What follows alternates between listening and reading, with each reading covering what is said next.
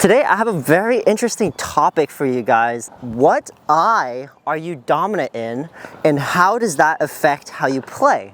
Now, this was something that was actually talked about by a very famous tennis coach, and he made a whole video on it. If you want to check that out, I'll put a link in the description below. But I'm going to break down what it means and how it translates directly to pickleball. So we all know people are either right-handed or left-handed. Some people can play both right-handed or left-handed.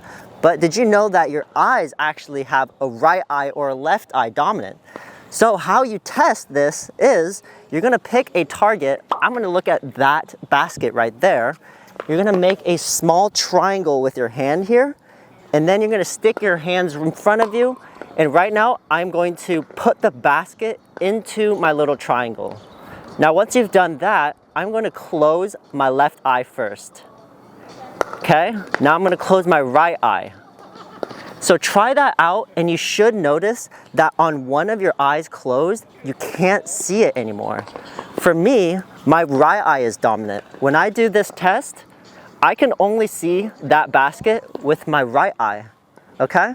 So now that you know what eye you're dominant, now ask yourself, are you right-handed or left-handed? Okay, for me, I am right-handed. So for me, I am right eye dominant and right hand dominant. Now, how this translates to pickleball is if I am going for a forehand drive, so I'm driving down here, if I close my body too much, my right eye actually stops seeing my target, the court.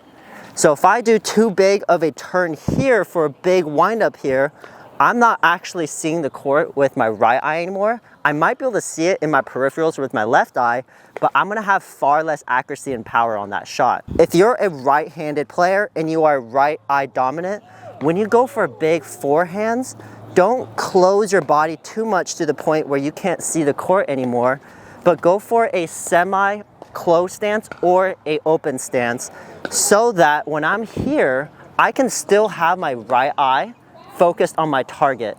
And that way, as I'm going through the stroke, I can follow through and I am focused the entire time.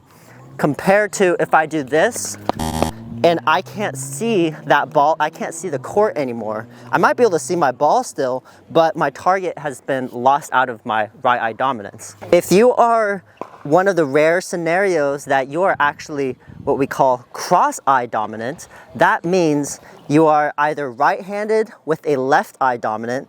Now this is actually quite interesting. That is actually what Federer is. He is a right hand dominant with left eye dominant, which means he's cross eye dominant.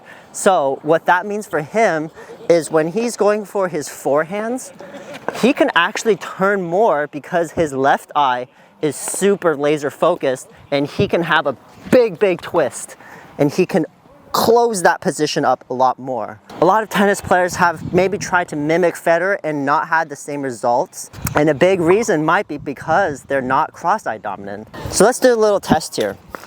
I am right-eye dominant, right-handed. I'm going for a big drive here. Let's say I'm going for this ball. I should try to keep my stance semi-closed so that my right eye is focused on the target. And I'm gonna have much better accuracy that way. Here I'm going for the drive. I want my right eye to stay onto that court. What I don't want to do here is I'm chasing here. I'm fully closed. I'm going to hit a big forehand, but guess what? I can't actually see with my right eye, and that's going to cause for unforced errors or maybe perhaps a less precise shot. What this means on my backhand side as my right eye dominant, right hand dominant is, let's say I had a ball here with a shot here. Now I have the option to go extremely closed. So I can go here, that's perfectly fine because my right eye, I see that court perfectly fine, and I could go for a big windup here, right? So right eye dominant, right hand here, big close stance, I can really whip that hard. What that means for me is I probably should work on my two-hand backhand drives a little bit more because this is actually going to be one of my most powerful shots. My backhand here, I can fully close and really rip the heck out of that ball. Okay, so if you are cross-eye dominant on your backhand side, this is where you need to maybe be a bit more careful and aware of what you're doing. If my left eye is dominant and I am right-handed on my backhand side, I want to be extremely careful not to turn my head too much, because then my left eye can't see the court anymore and my drives aren't going to be as precise here. So here this is too closed because my left eye, I can't see the court anymore. So maybe you should open up your stance a little bit and go for more of a semi-closed stance right here.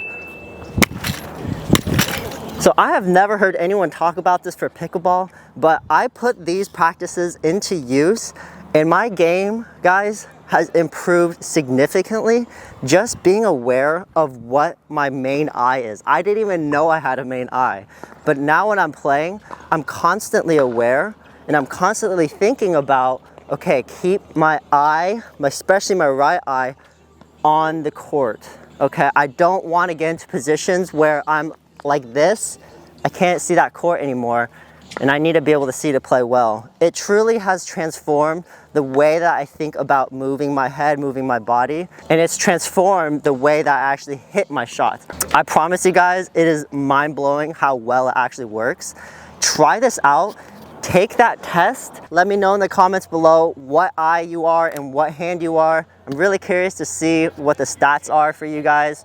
I'm guessing most people are going to be right eye, or right arm, right eye, but maybe some of you are one of those rare Federer situations where you're actually cross dominant. Thanks for watching, guys. I'll see you guys soon.